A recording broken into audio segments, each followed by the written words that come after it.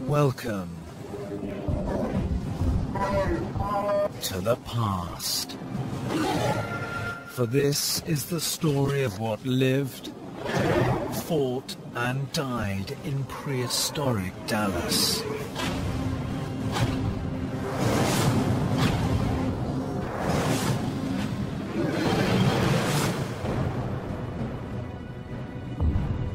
The American plains of Texas are rugged, but towering over them are the twin cities of Dallas and Fort Worth. Known as the Metroplex, it's the third largest metropolitan area in the United States.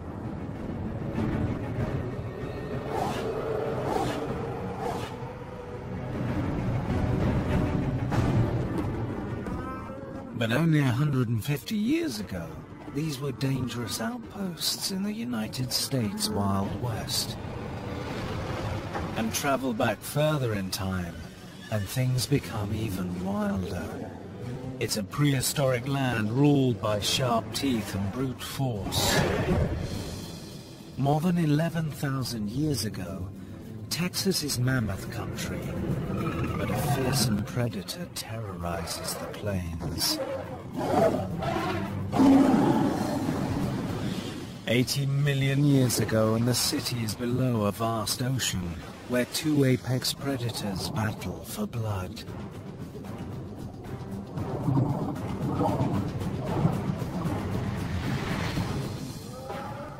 Even earlier, 113 million years ago, dinosaurs dominate the land as a meat-eating machine hunts the largest plant-eater on Earth.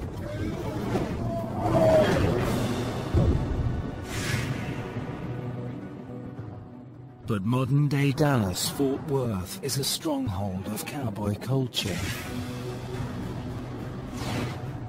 A culture founded on 1-meter-long horns and 360 kilograms of beef.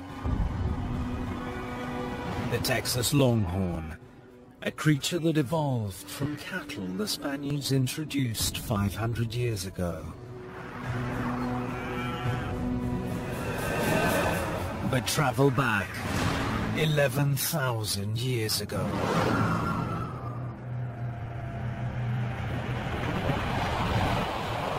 And it's an even more gigantic creature that locals rely on for their food. It's the Pleistocene era, near the end of the last ice age. And northern glaciers reaching the north of the United States are cooling the Texas climate. The first humans have arrived on the continent after crossing the land bridge between Asia and North America. They populate many areas of Texas. They're called the Clovis people, named after an archaeological site near Clovis, New Mexico, and their prey is the biggest creature in North America.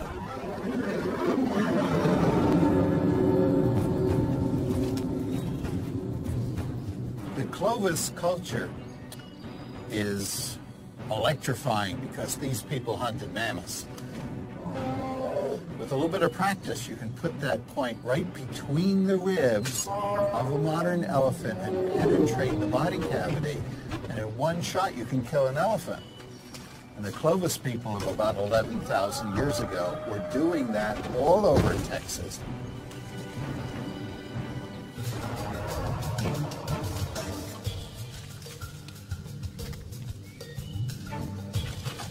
The fossils reveal knife markings on bone, ancient evidence that the Clovis actually butchered the largest Ice Age mammal.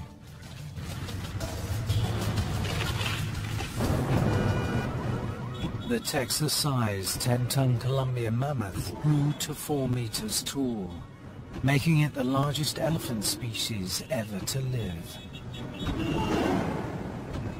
A mammoth's average weight is as much as 10 tons, equal to 130 humans. Scientific studies of bone development in mammoth bulls show that the beasts don't stop growing until age 40. Many die of old age at around 80 years.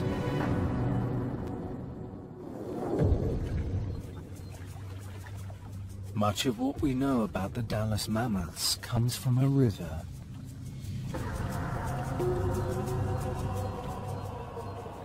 Flowing within sight of central Dallas, the Trinity River is narrow and easily overlooked. However, its muddy banks hide the secrets of an Ice Age kingdom.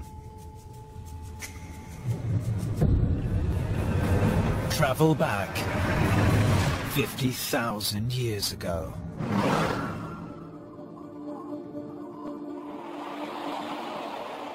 And the Trinity River is at the bottom of a 90-meter canyon.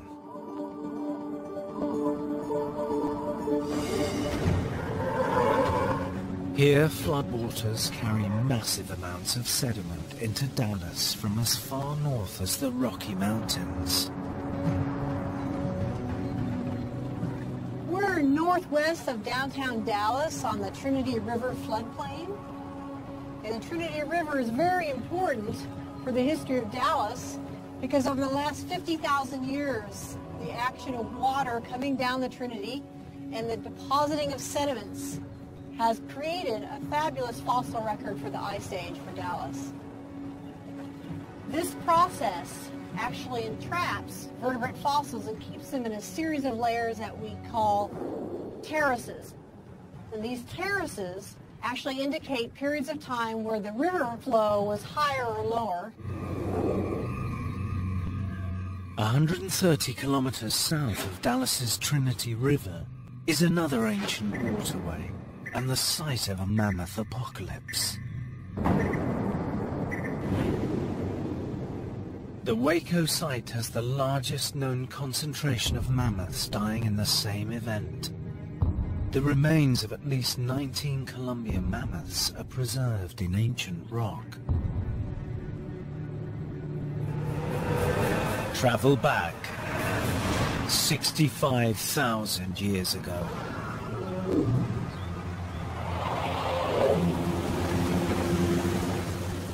Just outside the city of Waco, nature's fury is about to wipe out a herd of Columbian mammoths.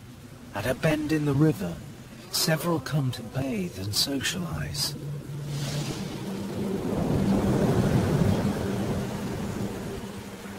But a sudden rainstorm proves deadly. Rising waters become a raging flash flood. You had a small to medium-sized herd that were trapped within a stream or along a collapsing stream bank as the floodwaters were rising. The herd can no longer withstand the torrent. Their desperate battle with the raging waters is lost. In this same location, other mammoth bones tell of an amazing rescue story during another great flood. This time, a baby mammoth is trapped in the mud. His mother is desperately trying to save him. There's an interesting skeleton where there appears to have been some kind of behavioral information recorded in the position of these bones. The bones reveal that the mother was using her tusks to try and lift the baby out of the floodwaters.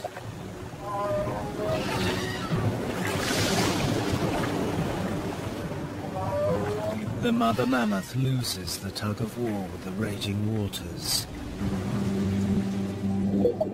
The rescue fails. Both creatures die. For young mammoths in Ice Age Dallas, the end is never far away. Sometimes that end comes in one ferocious attack.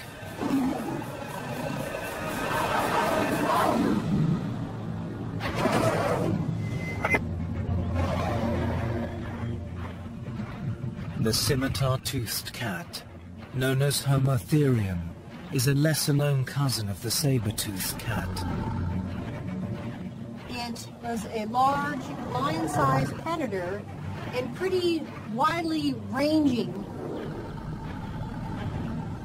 Some consider it the American lion of the Texas prairie. It slightly resembles the African hyena, with a sloping back and short hind legs, excellent for leaping on prey. But it's the two sharp canine teeth, named after the ancient curved sword, the scimitar, that set the cat apart. So the upper canines of Homotherium have these fine serrations, especially along the back end. And these fine serrations act like the serrations on a steak knife. It can cut through tissue.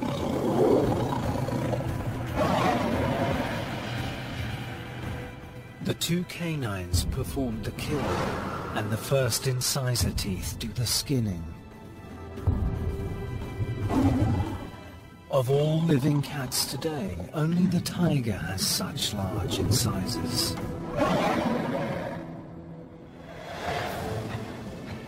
It is these deadly weapons that will put a young mammoth's life at risk, and a cave of horrors reveals his fate.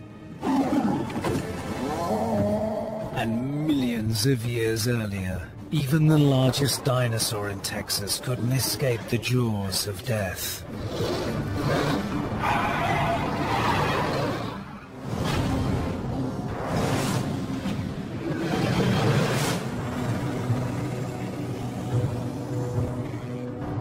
Halfway between Dallas and Fort Worth is the Trinity River floodplain, home of the American football team, the Dallas Cowboys.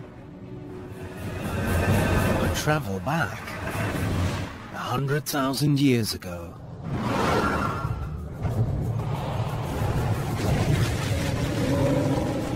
And real heavyweights ruled this turf. In the heart of Texas, the Trinity River mammoths dominate prehistoric Dallas.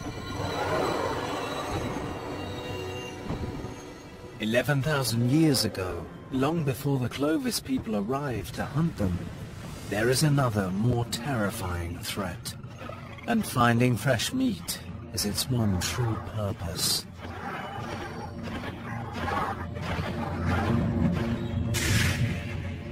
The scimitar cat, or Homotherium, is a carnivore with dagger-like teeth, and the strength to bring down much larger prey. What we do know is that Homotherium did attack very large herbivores, very large prey, and that prey included mammoths. Fossil evidence shows that the scimitar cat preferred large prey animals, such as bison.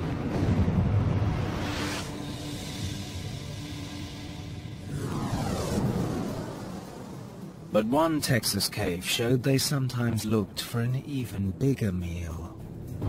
When Friesenhahn Cave was discovered in the 1960s, it was called the richest Ice Age fossil bed in North America, second only to the La Brea tar pits in Los Angeles. The fossilized bones of more than 24 Homotherium cats, including young, covered the cave floor. But there were bones of other creatures found in the cave. Bones that proved the cats were massacring mammoths.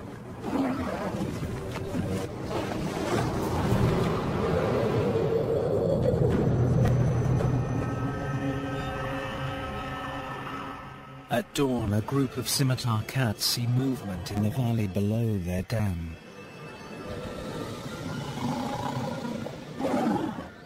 A grazing young mammoth has strayed from its mother's side. A mistake that proves fatal.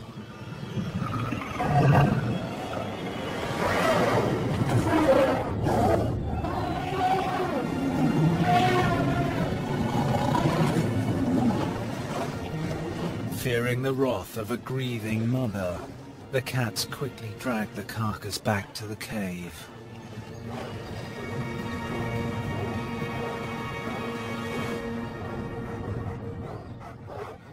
The evidence of this butchery was preserved on the floor of Friesenhorn Cave, where the remains of at least 34 baby mammoths were found. These bones have evidence of tooth marks. This really supports the notion these cats were actually killing young mammoths, dismembering them somewhere near this cave site, and then bringing in large parts of those young mammoths into the cave to continue to strip the meat from the bones.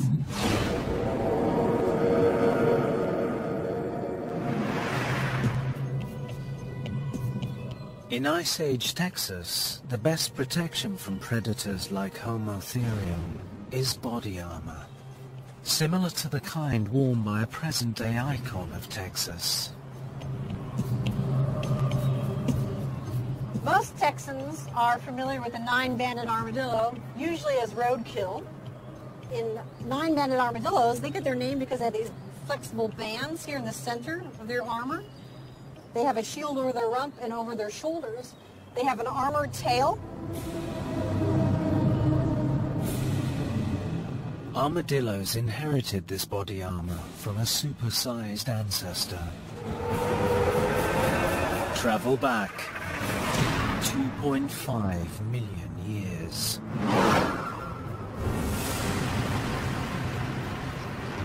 It's the Pliocene epoch, and Dallas is cooler and wetter than it is today. The expanding grasslands attract a new creature from far south of the border.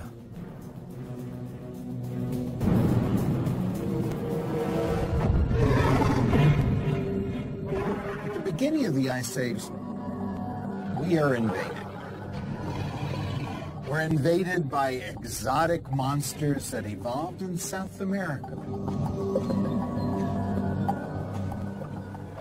Glyptodonts arrive in Texas by traveling over the recently formed Isthmus of Panama, more than 3,200 kilometers to the south. These monsters can reach the size of a Volkswagen Beetle. As vegetarians, they present no danger to other animals. But they're an irresistible target for carnivores looking for a kill.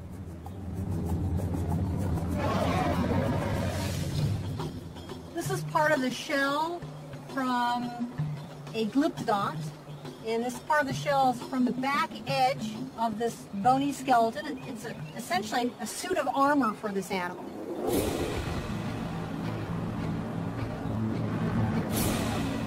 The bony cap protects the skull from a direct attack.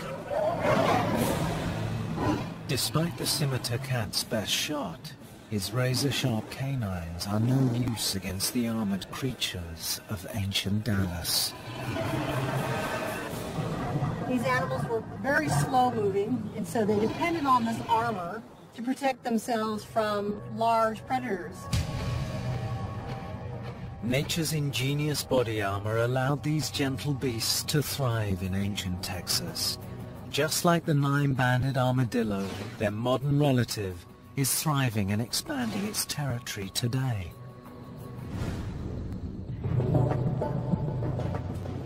Modern Dallas is well known for its steakhouses and barbecue joints. However, paleontologist Louis Jacobs studies a time when seafood was the only meal available.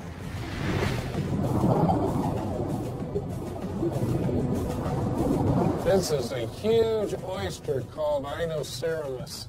They could be a meter across. Very big oysters with very thick shells, very flat. Sometimes they have pearls in them, fossil pearls. That's pretty cool. Travel back 86 million years.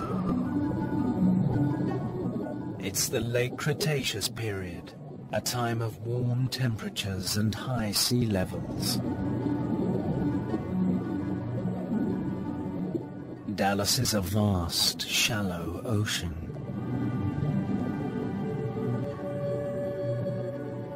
A sandy shoreline is just west of central Dallas, making this a rare city where both land and sea creatures of the Cretaceous coexist. This bleached sediment layer in a former limestone quarry 20 kilometers west of the city center was once the seafloor of Ocean Dallas. This is the Austin Chalk. It's 86 million years old. It's formed by plankton, little minute organisms that live on the surface of the ocean, then die and filter down to the bottom. There was no mud and silt here washed in from the land. That means that we were in clean, deep water. This represents the bottom of the sea when the sea was at its deepest in this area.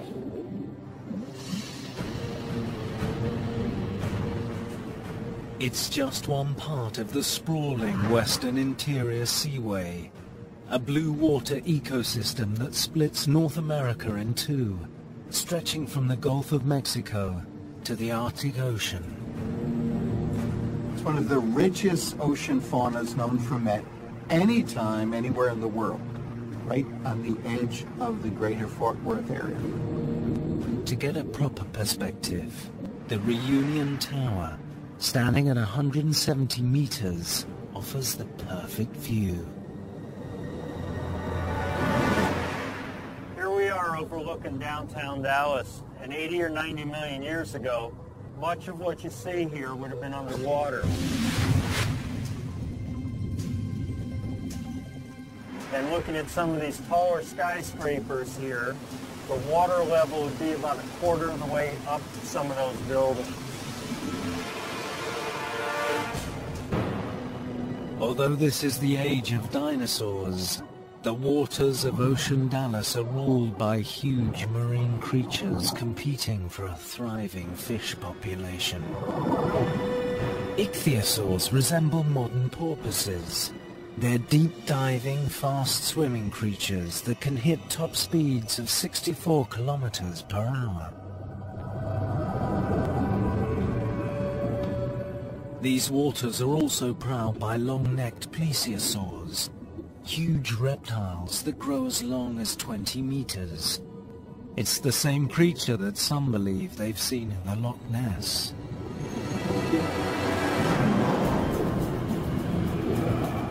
Terrorizing the deep in Ocean Dallas is a hungry super shark that's so efficient its modern relative, today's great white, has survived and thrived to the present day. We're here at the Dallas World Aquarium in their shark tank, and just like Dallas 80 or 90 million years ago, we're underwater. This tank is teeming with a variety of fishes, including a variety of sharks. Sharks that in some ways are very similar to our Protoxorhina, the giant shark of the Cretaceous, a shark that reached about 21 feet in length and was basically the great white shark of the time. Its vicious teeth inspired the nickname Ginsu shark. The very large, very sharp daggers are used with a saw-like technique, slicing and dicing prey into small, bite-sized chunks.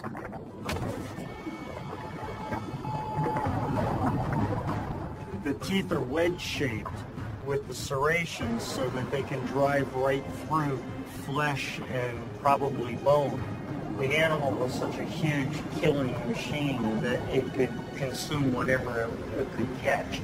And it could catch pretty much anything that was out there.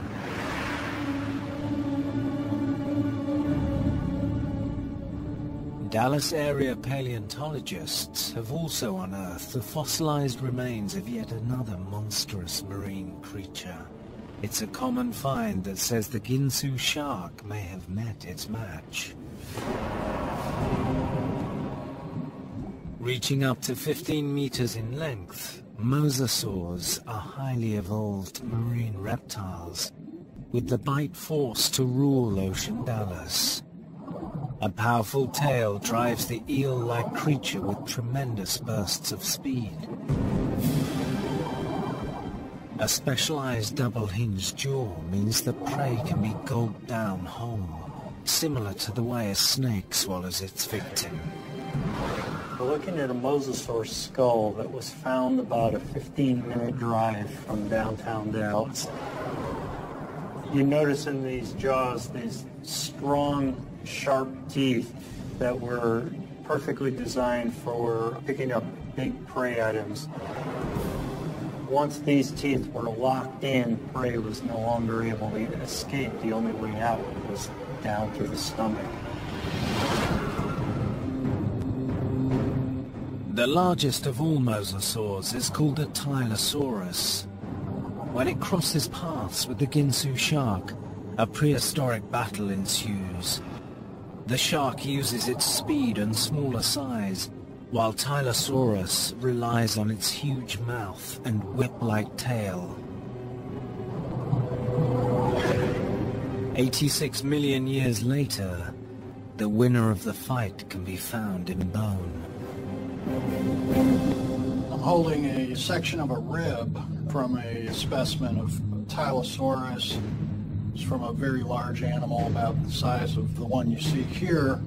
If you look closely, you'll see these parallel grooves in the bone. This is evidence of predation by sharks. So again, you know, a 50-foot animal that would have been groceries for a lot of sharks for a long time. We can pretty safely infer that a shark fed on the mosasaur. What we don't know necessarily is whether the shark killed that mosasaur or came across a free meal. Considering its marine history, Dallas is more than just another big city. It also turns out that Dallas-Fort Worth International is more than just a busy airport. Beneath its runways are clues that reveal how frontiersmen and oil prospectors became Texan oil millionaires. And a short distance to the north is the fossilized skull of a missing link that turned the dinosaur world upside down.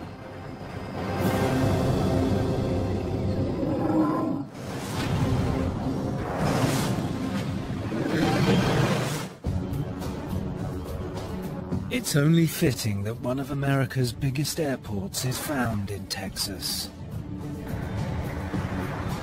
The Dallas-Fort Worth Airport covers nearly 80 square kilometers, which is the size of Hong Kong Island.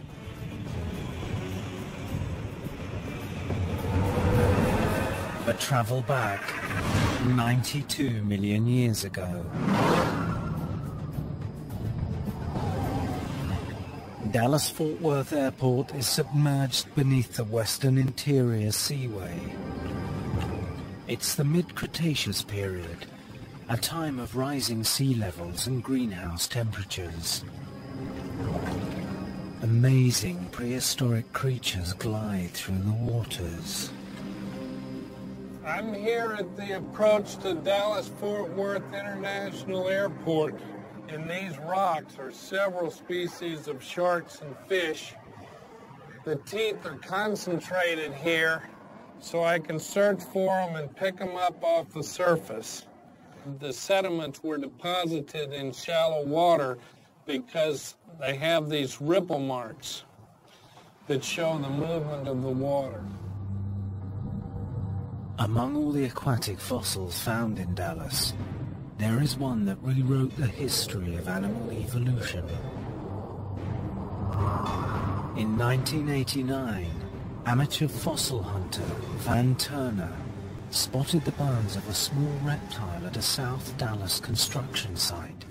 It's such an important find that scientists call this creature Dallosaurus, honoring the city where it was found. Its bones prove how the mighty mosasaur, Tylosaurus, the apex predator of Ocean Dallas, began its evolution. About a meter long, Dinosaurus is shark bait, but this small creature represents an evolutionary U-turn. Many people think of animal evolution as a one-way street, leading out of the sea onto the land. Dinosaurus actually left the land and evolved into a sea creature, the mosasaur.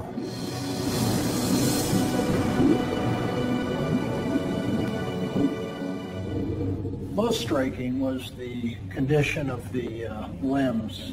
Dinosaurus retained a very primitive limb configuration, much like you would see in a terrestrial lizard.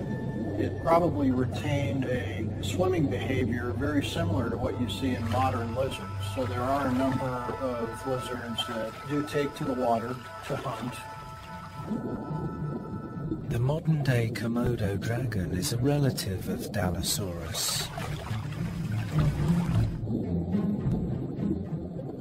Its limbs are in use while swimming, a perfect snapshot of how Dinosaurus moves through the water and at one time was able to walk on land.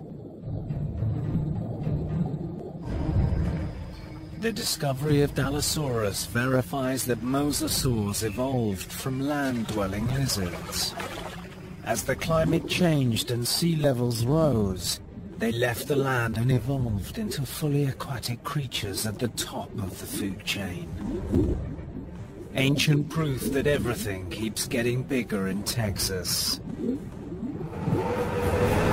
Travel back 96 million years ago. Millions of years before the spreading of the sea floor caused Ocean Dallas to expand. The beach was right here in the northwest suburbs.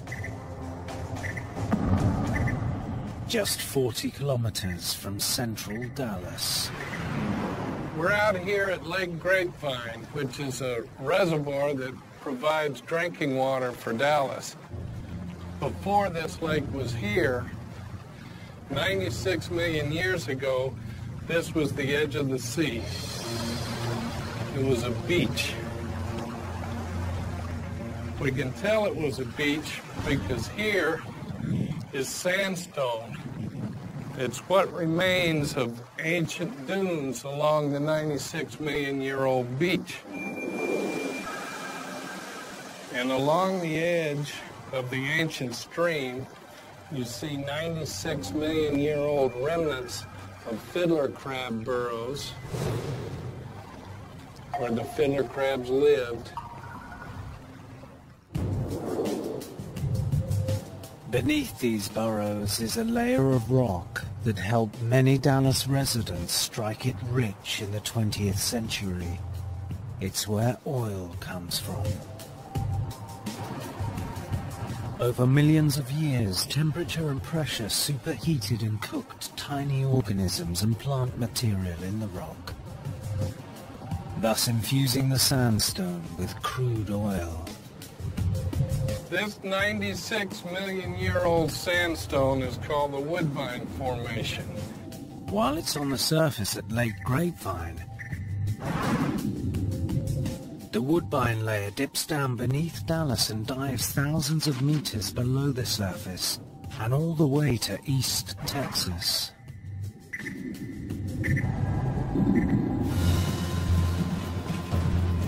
This vast supply became the East Texas oil field, one of the world's richest oil beds, first drilled in 1930. When it was founded, it was the largest oil field ever found. It basically 15 miles east-west, 40 miles north-south, anywhere you drilled in there, you got oil. The oil stayed beneath the Texas plains for one big reason. Beginning 100 million years ago, the sea level rose and then deposited sediment. This formed the Austin Chalk layer atop the oil-rich Woodbine Formation. The chalk, a kind of limestone, formed a hard cap and sealed in the huge petroleum reserves for millions of years. But before the oil men came to town, it was cowboys who dominated. Today, these longhorn drives are mostly for show, celebrating the days when cowboys tamed this wild cattle breed. But millions of years ago, the creatures living here were anything but tame. Travel back 98 million years ago.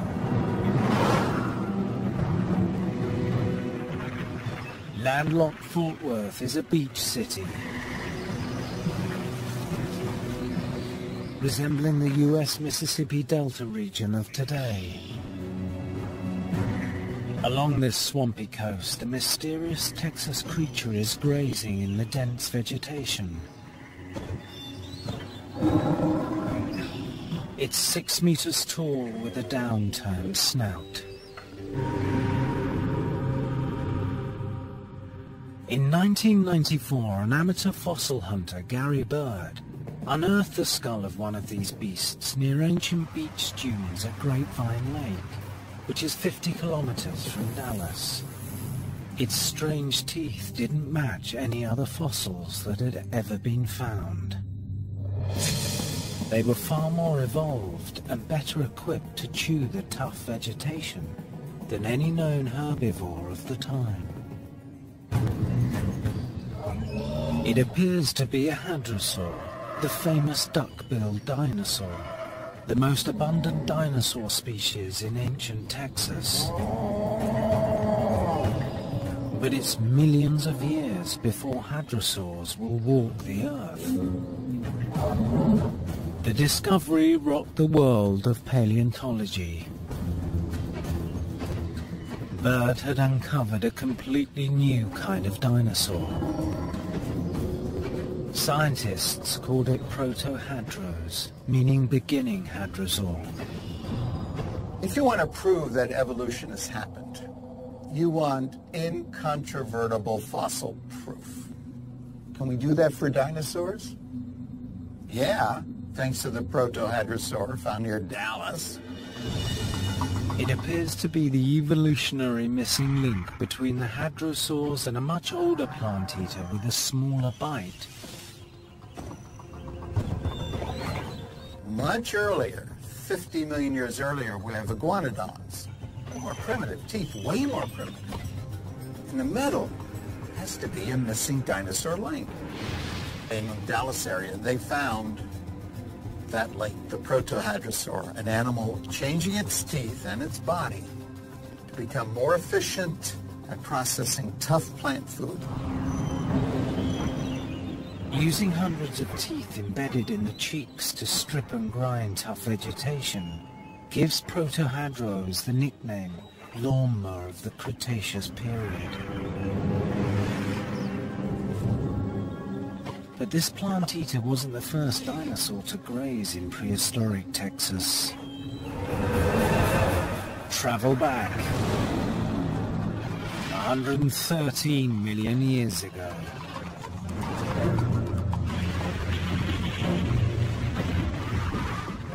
Fearsome creatures of the ancient roamed the streets of Fort Worth.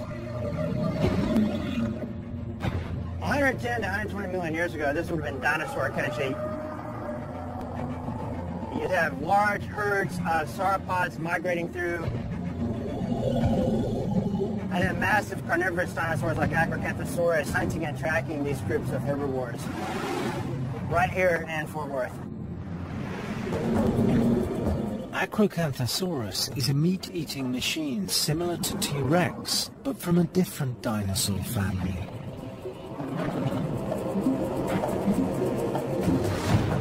South of Fort Worth, along the Paluxy River, in Dinosaur Valley State Park, hundreds of footprints tell the story of a vicious attack.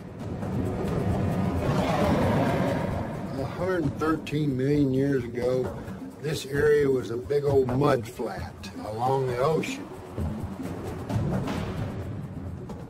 Some believe this seaside mudflat was the scene of a prehistoric battle of the beasts, where Acrocanthosaurus hunted a much larger plant-eating dinosaur.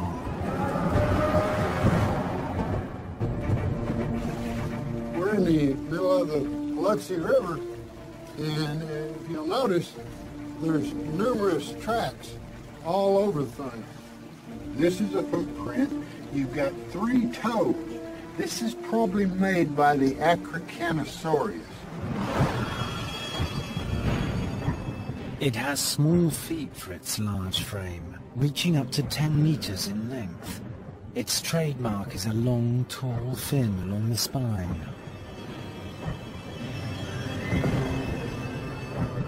The name literally translates into high-spined lizard or high-spined reptile, and the neural spines of this animal extended like baseball bats off the mid-vertebrae.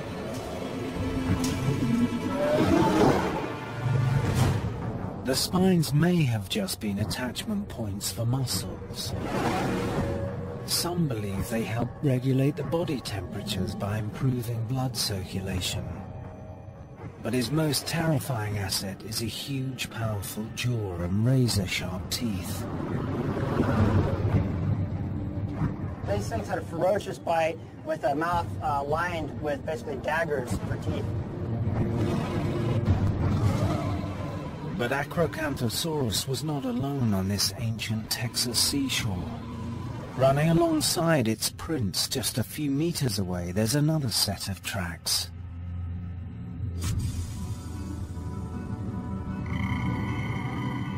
These appear to be made by a large, long-necked dinosaur. This animal is probably twice the size of a big bull African elephant. We've got trackways. Here's a hind foot. You step from right here to right here. Here's a left. Here's a right, a left, and a right. And you probably put his hip bone up there about 15 foot. The prints are believed to be from a massive plant-eating sauropod that scientists have named Paluxysaurus. Sauropods in general as a group were among the largest terrestrial animals to ever live on the planet. Some of them exceeded 120 feet in length, weight in the range of several tons. Massive animals, but they were herbivores, they were not carnivores. The Paluxysaurus is so big that it was named the official state dinosaur of Texas. Despite the creature's enormous size, the footprints indicate that it was moving fast, perhaps trying to outrun the bloodthirsty Acrocanthosaurus. But how did this epic chase end?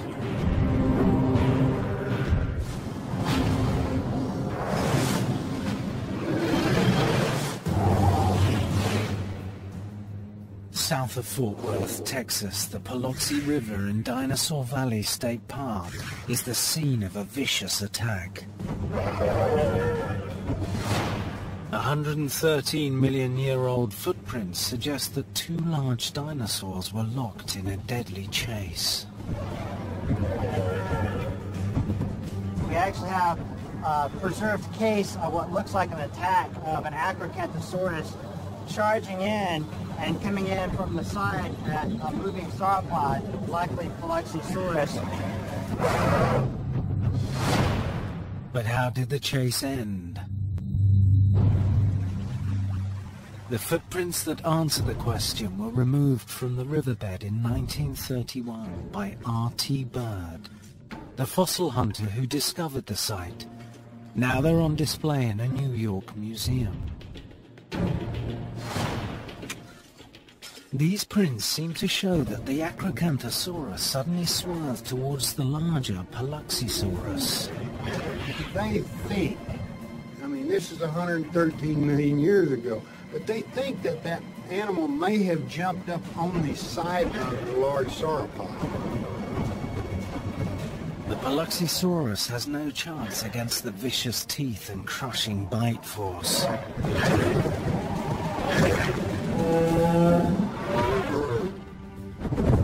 His prey immobilized, the Acrocanthosaurus will now have enough meat to satisfy his enormous appetite for weeks. The These massive monsters of the Biloxi River highlight Texas's supersized reputation. But it's a class of ancient microscopic creatures that is making Dallas an energy-producing heavyweight. Travel back 325 million years ago. Texas is deep underwater. It's rotated 90 degrees and is part of the minor subcontinent, Euramerica. Formed when South America collided with North America.